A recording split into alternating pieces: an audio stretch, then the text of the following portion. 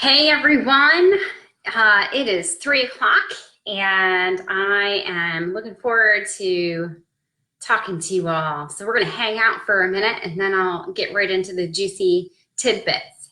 Hey Marianne, how are you? So while people are hopping on board, if ever you have any questions, any feedback, any concerns, please go ahead and put them down here for me. And at the same time, if you find anybody might be interested in how to flip our switch, whether it's our mind, our bodies, our spirit, then go ahead and you can type somebody's name into, basically it'll tell them, come on board. So it'll connect them to this page. So it's kind of turbulent out there. And is there a way for us to be in turbulence and be okay? I think there is a total way to be there.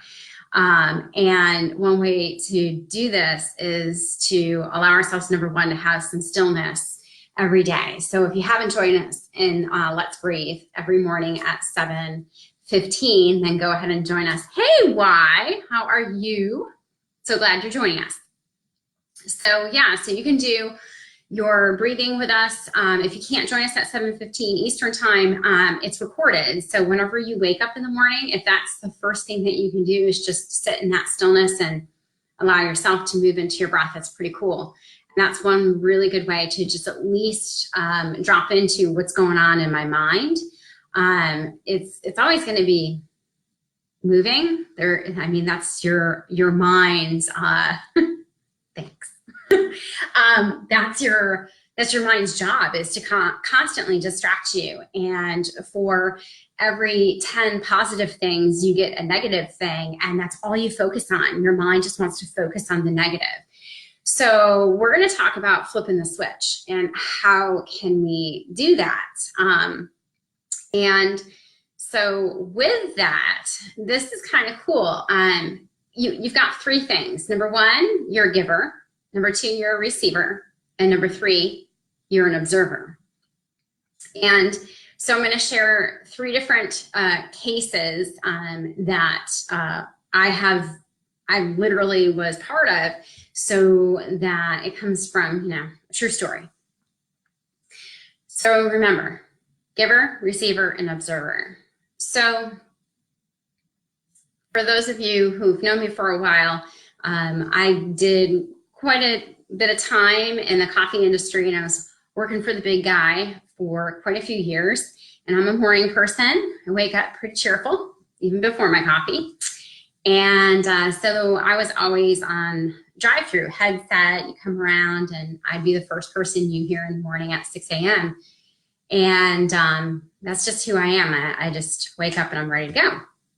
So there was a gentleman who would come through the drive-through every day, and he was ruthless. He was just, everything that emanated from this gentleman was anger and demeaning and negative.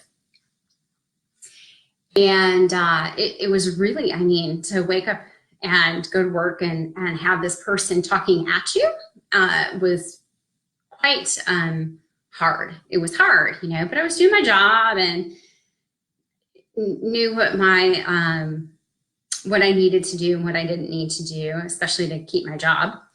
But I had a really good boss, and he definitely made us all feel like we owned the place. So with that, he gave us some room to feel like there was some sense of ownership. So after a very long time of this guy basically demeaning all of us, all the baristas, he came through one day and he was throwing his self through the headset first thing, right? Imagine headset on and just yelling.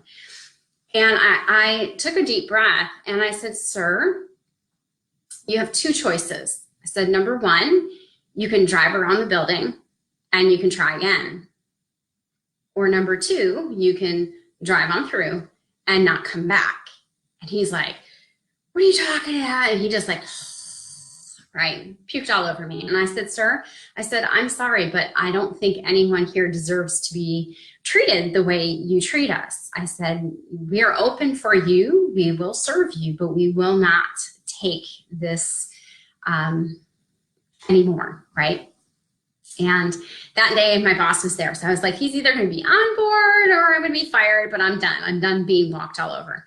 So this man, right? So he was receiving and I was giving.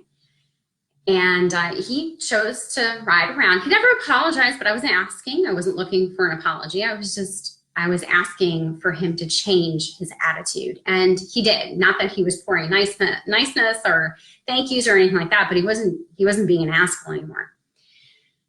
So there you go. So the other thing is being a receiver. So long ago, I was married before Danny. Shocker. And so within that marriage, it was short, it was expensive, blah, blah, blah. But in the midst of me going through these crazy changes, it was really hard. It was really heavy. It was very confusing. And here I am working. I was working in a hotel.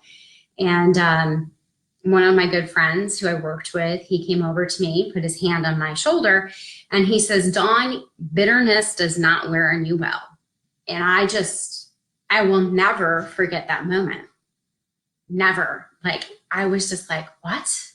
And he's like, you do not wear bitterness well.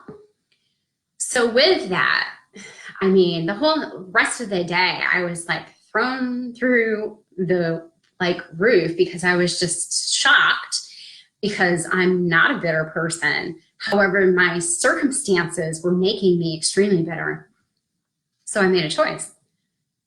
I made a choice to begin making the changes to get me out of that situation. So that's me being the receiver, and my coworker was the giver, right? So last and not least is the observer. So back into the coffee industry, I'm working, and one of my coworkers, sweet girl, but hated her job. Hated working there. And you could see it in her posture. You could hear it in her voice. She just hated being there. She was on drive-through. Drive-through must be a magical place where the lessons are. But anyway, so she's on drive-through and somebody goes through, tells her what she wants, and she's, of course, replying. They pull up and the patron says, sweetie, if you don't like your job, change it. That was it. It was like mic drop, right? So she wasn't mean. She was extremely straightforward. She saw and heard this individual extremely unhappy. And you know what? The next day, that young girl at that age, she was 19, right? She came in, gave her 2 weeks notice. And then after that, she got into a job with her family and loved it, right? So here she was, like, having that aha moment. Walked away and it changed her life. It's fabulous, fabulous. So I was the observer in that, and I was just like, man, like, we need these moments. Like, how can we be open to these moments more often? Right? Because they're always around. There's always these moments of you being the teacher, you being the student, and you being the observer, right? So you are the stillness observing the landscape around you. It's always happening. But we have to be open to see it and feel it and make the adjustments. And you know what? One of the hardest things is getting out of your own way. I'm a very stubborn person, really, really stubborn. And if you burn me or harm me or any of that, like, I'll still not hate you, but I hold grudges. I don't know if it's the Aquarius thing or what, but and I've had to come to terms with those things because they're heavy and they are my biggest limitations to being in a peaceful state, right? So if you're stubborn, right? If someone tells you, hey, the water's right over there, why don't you get a drink? And you're like, don't tell me where the water is. Go get my own drink over there, right? So some of us, like, they're told you need to do this, and you're like, no, I'm not going to do what you tell me, because you like to be in control of your own decisions. Go lighten the grip on some of those characteristics of ourselves. So you got to be humble. You got to allow yourself to drop your pride, and you got to be okay in changing. So what would happen if you made those choices? Number one, I got out of a very toxic relationship, and now I'm with Danny. It's been over 20 years. It's awesome, right? Then you have the young lady who quit her job, and now she's married and doing the same job from years ago and happy, right? Then you have the man that went through the drive-thru. I don't know where he is. I don't really care. I never wished him harm, but I didn't wish him to do any more harm on any of us. And he didn't do that anymore. So that's amazing. You're not stubborn. Why? I don't know if I believe you. So I love you. So with that, you guys, it's one of those things that you have to wake up to. What are your, I don't believe in, that we all have our strengths and our weaknesses, but our weaknesses sometimes are actually our strengths, because once you recognize what they are, then you can allow yourself to be empowered when you know what your weaknesses are. You can begin making choices to move in a different light, right? So if you're thinking of flipping your switch, allowing yourself to recognize what some of those weaknesses are and do some of those things that, someone tells you, hey, have you ever thought about doing this? And your gut and your heart tell you, don't do it. Maybe you should do it. Give it a shot. Like if it's in your stomach and it's twirling, it's maybe your driver in your seat, so your soul, is telling you, do it, giving you a little push by your stomach, or your heart fluttering, warmth. Your body is constantly sending signals. So what if we're open to our body's signals to flip our own switch? Pretty cool. Does anybody have any questions? So one of the coolest things is changing one thing in our lives.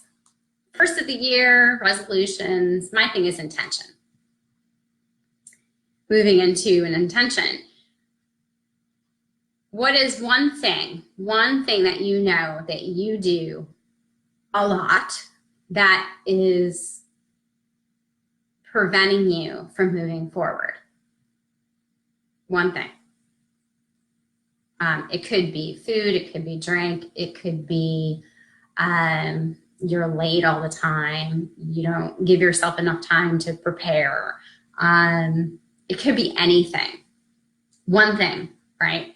If you have one beverage that you do on a daily basis and you do it way too much, right? Could you allow yourself to alter that just a little bit? One thing. It's powerful when you can allow yourself that little wiggle room to change one thing and you do it. Then what happens is you're like, what else can I do? Because you've empowered yourself, right?